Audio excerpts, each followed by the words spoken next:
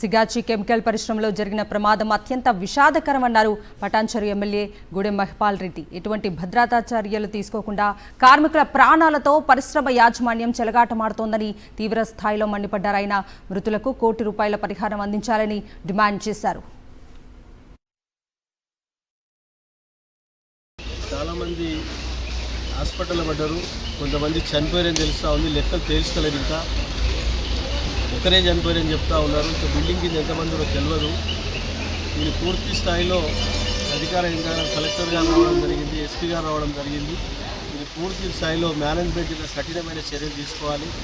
ఎక్కడ safety precaution లేకుండా వీళ్ళు కంపెనీ నడుపుతూ ఉన్నారు 30 సంవత్సరాల సంది. ఎక్కడెక్కడ పైపులో తుమ్ముపట్టినది, ఎక్కడెక్కడ ఏమాత్రం సేఫ్టీ లేదు. వర్కర్లు వాళ్ళ ప్రాణాలతో చెలగాటమాడి కంపెనీ నడుపుతూ ఉన్నారు. కాబట్టి ఈరోజు జరిగిన యాక్సిడెంట్లో దెబ్బలు తగిలిన వారు కానీ, బర్నింగ్లో కాలిన వాళ్ళు కానీ వారికి పూర్తి స్థాయిలో వాళ్ళ కుటుంబాలకు జాబులు ఇవ్వాలి. చనిపోయిన వారికి ₹1 కోటి దాటకుండా విశాఖపట్నంలో మన ₹1 కోటి కంపెన్సేషన్ ఇవ్వడం జరిగింది.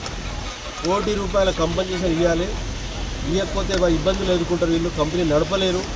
రాష్ట్ర వ్యాప్తంగా వీళ్ళ మీద కఠినమైన చర్యలు ప్రభుత్వం నుంచి కఠినమైన చర్యలు తీసుకోవాల్సి వస్తుంది. కాబట్టి పొల్యూషన్ కంట్రోల్ బోర్డు వారు కానీ, లేబర్ డిపార్ట్మెంట్ వారు కానీ, సేఫ్టీ ప్రికాషన్ డిపార్ట్మెంట్ కానీ ఎక్కడ ఏమాత్రం చర్యలు తీసుకోకుండా ఆ కంపెనీ నడిపిస్తూ ఉన్నారు.